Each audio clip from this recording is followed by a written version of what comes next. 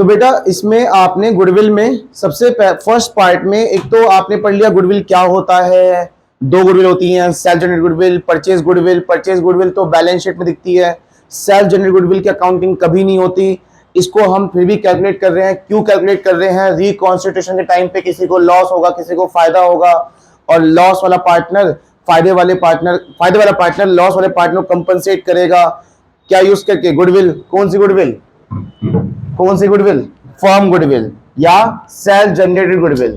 ठीक है, तो बेटा गुडविल निकालने के चार तरीके हैं। पहला तरीका हमारा चल रहा है कौन सा वाला? Average profit method. अब इसी एवरेज प्रॉफिट मेथड में हम कर रहे हैं पास्ट एडजस्टमेंट। मतलब कि जब आप प्रॉफिट को यूज करते हो और प्रॉफिट हो जाता है गलत, तो उसको ठीक कैसे किया जाएगा, है ना। तो उसके लिए हमने एक क्वेश्चन भी किया था। अब हम नेक्स्ट क्वेश्चन पे आते हैं, लेकिन क्वेश्चन कराने से पहले एक बार ना एक चीज आपको समझानी है, जरा गौर करना है इस चीज पे। ठीक है बेटा, मैं ना यहाँ पे अभी गुडविल फाइंड करने जा रहा हूं। अब फॉर्मूला क्या है मेरा? Average profit into number of year purchase. सबको पता है एवरेज प्रॉफिट कैसे निकलता है, ये पता है। अब सारे मान लो 4 प्रॉफिट दे रखे बेटा, कितने? मैं अमाउंट भी ले लेता हूं, ये जस्ट मेरा एक एग्जांपल है। ठीक है, 2 लाख,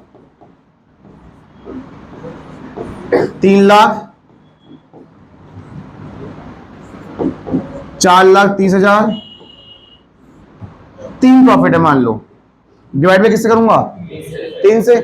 लेकिन मुझे बाद में पता चला कि इसमें कुछ गड़बड़ी है। कहां पे गड़बड़ी है? इस वाले प्रॉफिट में।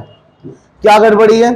ध्यान सुनना, जो मैं बताने जा रहा हूं ना ये एबनॉर्मल लॉस, ना ये एबनॉर्मल प्रॉफिट, ना नॉर्मल प्रॉफिट, नॉर्मल लॉस, किसी बारे में नहीं है। ये कुछ अलग है। वो अलग क्या बताता हूं बेटा। मान लीजिए ये है 2025 का प्रॉफिट, ये है 2024 का प्रॉफिट, और ये है 2023 का प्रॉफिट।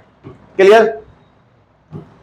तो अगर हम बात करें पहले से, तो 23 पहले हुआ होगा, फिर बाद में 24, फिर बाद में 25। गलती कहां निकली है? 31 मार्च 2024 के प्रॉफिट में। प्रॉफिट कब आता है? 31 मार्च को आता है ना। क्या गलती है? आओ सुनो बेटा, ये जो 24 का 31 मार्च 24 है, इसकी शुरुआत कब हुई होगी? बोलना। 1 अप्रैल 2023 में होगी। ठीक है, तो 1 अप्रैल 2023 से 31 मार्च 2024, और इसी दिन का प्रॉफिट दे रखा है कितना? 3 लाख। बेटा इस पूरे साल में कोई भी गलती होती है तो इफेक्ट पड़ेगा नहीं पड़ेगा इस पे? है ना। और गलती क्या, सुन लो, अब इंपॉर्टेंट बता रहा हूं, आया हुआ है बोर्ड एग्जाम में। गलती ये थी कि इस साल में 1 अप्रैल को आपने ना 1 लाख का एक मशीन खरीदा था। क्या? 1 लाख की आपने क्या खरीदी थी? एक मशीन खरीदी थी। बहुत इंपॉर्टेंट बता रहा हूं, ध्यान सुनना। 1 अप्रैल को आपने क्या खरीदा था? एक मशीन खरीदी थी आपने। कितने की? 1 लाख की। पर उस दिन आपने उसे एसेट्स माना ही नहीं, गलती से। और क्या मान लिया उसको? क्या मान लिया उसको? एक एक्सपेंस मान लिया। क्या एसेट्स खरीदना खर्चा होता है? 11 में सिखाता है एसेट्स खरीदना खर्चा नहीं होता है ना। लेकिन आपने क्या मान लिया उसको? जब एक्सपेंसेस गलती से मान लिया है, तो बेटा 11th क्लास के एक कॉन्सेप्ट में, कौन सा? प्रॉफिट एंड लॉस अकाउंट पढ़ा है? यहां दिखाया हो ना आपने? सारे खर्चे ही दिखाते हो। सीधे बैठो, चल सीधे बैठो। सारे खर्चे ही दिखाते हो। इस जब आपने ये भी दिखाया होगा, फिर यहाँ पे गलत है सही है? सही है गलत है? क्योंकि आप पहले तो ये खर्चा था बाकी में, अब खर्चा उस टाइम मान लिया तो कहां दिखा दिया उसको? अब जब यहां दिखाया तो नेट प्रॉफिट सही आया गलत आया? ये वही नेट प्रॉफिट है उस साल के एंड वाला। तो ये सही है गलत है? क्योंकि वो एक्चुअल में खर्चा था ही नहीं। अब मुझे बता सकते हो ये कितना हो जाएगा? 4 लाख हो जाएगा ना। क्योंकि अगर आपको पता चले कि 12 रुपए में से 2 रुपए निकालने के बाद 10 रुपए बचते हैं, और आपको पता चले यार 2 रुपए निकालने ही नहीं थे, तो कितना हो जाएगा वापस? तो वही चीज है ना यहाँ पे। अगर प्रॉफिट कितना है? 3 लाख, बाद में पता चला अरे वो तो खर्चा था ही नहीं, और उस खर्चे की वजह से प्रॉफिट कम हो रहा होगा, मेरा कम हो रहा होगा ना। और कितना प्रॉफिट कम है? 3 लाख। चलो वापस क्या कर देते हैं? प्लस कर देंगे। कितना क्या कर देंगे? प्लस कर दें इसको। ये कितना हो जाएगा अब? तो मैं इसे यहाँ कितना कर दूं? 4 लाख। पर अभी भी गलत है। आ रहे हैं भैया, आ रहे हैं। तो बेटा अब ये अमाउंट कितनी हो जाएगी मेरी, 4 लाख हो गई, ठीक है। अच्छा बताओ, फिर से पूछ रहा हूं, क्या आपने उसे एसेट्स वाकई में माना था पहले? नहीं माना था ना, क्या मान लिया था उसे? चलो आज वो गलती सुधार दिया आपने, क्या मानकर? एसेट्स मान के आपने उस गलती को सुधार दिया। बेटा आज आपने अगर उसे एसेट्स मान लिया है तो अब उस पर क्या लगेगा? क्या पहले लगाया था डेप्रिसिएशन? क्यों लगाया? क्योंकि पहले उसे एसेट माना ही नहीं था। अब क्या लगेगा? अब डेप बताओ इन चारों में से कौन सा है? क्या है? नॉर्मल लॉस, जिसे पता है कि लगने वाला है। क्या होता है नॉर्मल लॉस? अब मान लो बेटा, मान लो कि डेप्रिसिएशन है 10%। कितना? किसका? मशीन का। और ओरिजिनल कॉस्ट मेथड से। ओरिजिनल कॉस्ट पता क्या होता है? जो हर बार हर साल किस पे लगेगा? खरीदी हुई वैल्यू। 11th क्लास में पढ़ा था हमने, SLM मेथड जिसे कहते हैं। तो बताओ इस पे पूरे साल लगेगा? इस साल पूरे साल लगेगा ना, क्योंकि आपने 1 अप्रैल खरीदा था तो पूरे साल हो गया ना। कितनी मशीन थी वो? 1 लाख का 10%। क्या कर दो इसमें से अब? माइनस। तो रियल प्रॉफिट अब मेरा कितना आ गया? 3,90,000। समझ में आया? तो कहां 3 लाख था और कहां ये कितना हो गया? 390। करेक्ट? सबके डाउट सॉल्व हो गए। ये पॉइंट कब कहां आया हुआ था? बोर्ड में आया था, लेकिन अभी भी सही नहीं हुआ, अभी भी कुछ रह गया है। वो क्या रह गया है? आओ जरा सुनो। चलो करते हैं। हाँ जी, तो बेटा क्या रह गया है वो? जरा सुनते रहो ध्यान से। मैं फिर से पूछ रहा हूं, क्या जो 3 लाख था ये सही था गलत था? क्यों गलत था? क्योंकि आपने गलती से खर्चा मान लिया, क्या मान के? एसेट्स ना मान के। लेकिन क्या आज आपने उसे सब कुछ सही कर दिया है? क्या मानकर? या वो क्या वो आज भी एसेट्स आपके पास है? आज भी एसेट्स आपके पास है? बेशक बेच दिया आपने उसको, और आज भी है तो वो आज भी उस पर क्या लग रहा होगा? डेप्रिसिएशन लग रहा होगा ना। अब मुझे बताओ, फिर तो ये भी गलत हुआ, क्योंकि आपने इस साल भी डेप्रिसिएशन नहीं लगाया था। अभी अभी पता चला कि, और आपने अभी अभी उसको सबको सुधारा, तो अभी आपने उसे एसेट मान लिया है, तो अभी आप इस पे भी तो लगाओगे डेप्रिसिएशन, इस साल तो लगाओगे। डेप्रिसिएशन फिर से लगाओगे ना। किस मेथड से लगाना है? SLM से। फिर से कितना आएगा? 10,000 ही आएगा। तो अभी कितना हो जाएगा? 1,90,000। कितना हो जाएगा ये? तो देखा, समझ में आया कि कैसे एक पॉइंट से 2 प्रॉफिट पे इफेक्ट पड़ा है। ठीक है, समझ में आया। और हम 24 के बाद कौन सा आएगा? 25 आएगा, 23 आएगा। तो इस 24 के बाद किस वाले प्रॉफिट पे इफेक्ट पड़ेगा? इसमें तो पड़ेगा 25 वाले पे। समझ में आया। लेकिन क्या एक बात बताओ, अगर ये WDV मेथड से होता तो क्या तब भी यहां पे 1,90 आता? और सुनने बात, WDV क्या कहता है कि आपकी मशीन की वैल्यू क्या थी?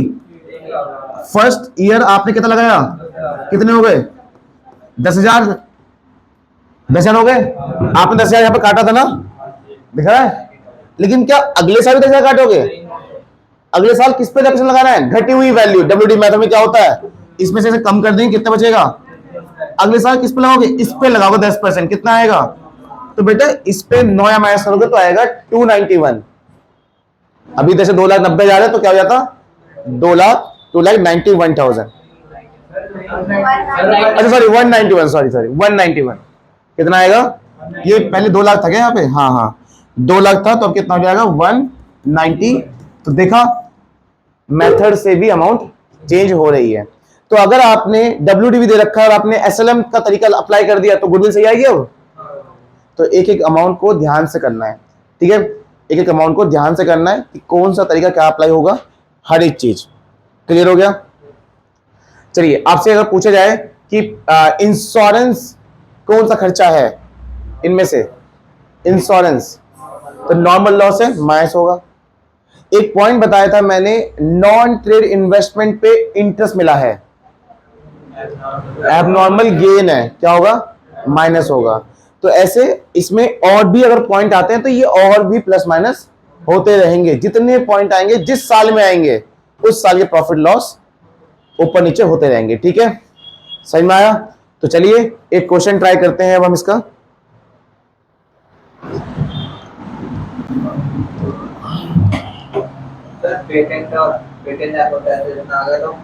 पेटेंट क्या हो गया? पेटेंट पे एमोटाइज लग गया, तो ये तो खर्चा है। तो इसमें ऐसे होगा। हाँ नॉर्मल लॉस हो जाएगा ये। कैश फ्लो स्टेटमेंट बता रहा, पूछना है ना मेरे से। कैश फ्लो का नहीं सर, आपने तो बताया था। ओवर स्मार्ट बन रहा है मेरा आगे।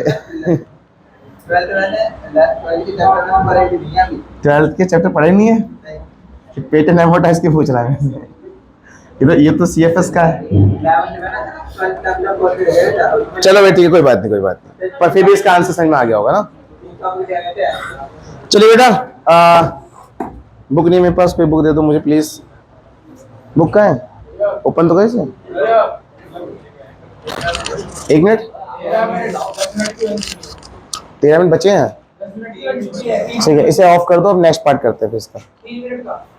नहीं 3 मिनट में क्वेश्चन हो जाएगा। चलो लाओ बेटे क्वेश्चन, मुझे बुक देना है। बुक नहीं है मेरे पास, कहाँ है आपकी?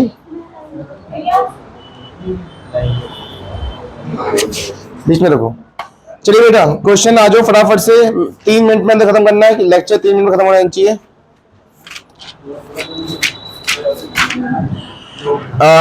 तो बेटा क्वेश्चन है सुमित परचेज वाला। हाँ जी, सुमित परचेज वाला क्वेश्चन कर ले क्या? क्वेश्चन नंबर 7, नहीं 6 वाला करते हैं, अभय वाला, अभय बाबू चारू वाला। क्वेश्चन नंबर 6 बेटा थोड़ा ध्यान से करना, क्योंकि मैंने आपको कॉन्सेप्ट बता दिया है, जल्दी हो जाएगा क्वेश्चन। ये आपको फाइंड करना है गुडविल किस मेथड से? Average profit into number of year purchase. और एवरेज प्रॉफिट जब आप निकालने गए तो आपको प्रॉफिट कई सारे दे रखे हैं, हाँ या ना? और ये प्रॉफिट है गलत, कैसे पता चला? क्योंकि पॉइंट दे रखे हैं आगे। तो सबसे पहला पॉइंट दे रखा है कि 1 अप्रैल 2025 को, बेटा 1 अप्रैल 2025 का इफेक्ट किस पे पड़ेगा? 26 में। 26 तो ऑलरेडी 26 का अमाउंट ऑलरेडी किसमें है? माइनस में है। किसमें है? 26 का अमाउंट ऑलरेडी किसमें है? हमें फर्क नहीं पड़ रहा माइनस में प्लस में, जैसा मैंने सिखाया था प्लस माइनस करते चलो। एबनॉर्मल लॉस जैसे माइनस प्लस कर देते हैं, एबनॉर्मल गेन माइनस करते हैं, तो आप इसी अमाउंट में करना, इसी अमाउंट में जैसा सिखाया था वैसे लेके चलना। ये मत देखो अभी इसमें माइनस है या प्लस है। क्लियर? अब देखो क्या हुआ, 1 अप्रैल 2025 को एक 2 व्हीलर जिसे आपने परचेज किया था 1 लाख का, लेकिन उसे क्या मान लिया आपने? पहले से खर्चा मान लिया, ट्रैवलिंग एक्सपेंसेस मान लिया। अब बताओ क्या होगा? ये खर्चा मान लिया था तो लॉस हो गया होगा। आज तुम्हें क्या करना पड़ा चाहिए? इसको प्लस कर देना चाहिए ना। आप प्लस करोगे क्योंकि वो खर्चा था ही नहीं, है ना? तो इसमें क्या करोगे? उस पर चीज को प्लस कर दो। अब ये मत देखो कि मेरा बाद में क्या आने वाला है, ये मत देखो बाद में क्या आने वाला है। आपका कॉन्सेप्ट कहता है कि आपको प्लस करना है, करते रहो, ठीक है? बाद में ये अमाउंट किसमें ऑलरेडी, वो मत देखो, बस आपको प्लस करना है, करते रहो, ठीक है? अच्छा जैसे ही आपने उसे एसेट्स मान लिया, अब उस पर क्या लगेगा? 25% डेप्रिसिएशन लगेगा। 1 लाख का 25% कितना होता है? 25,000 होता है। और 25,000 क्या होगा? Normal loss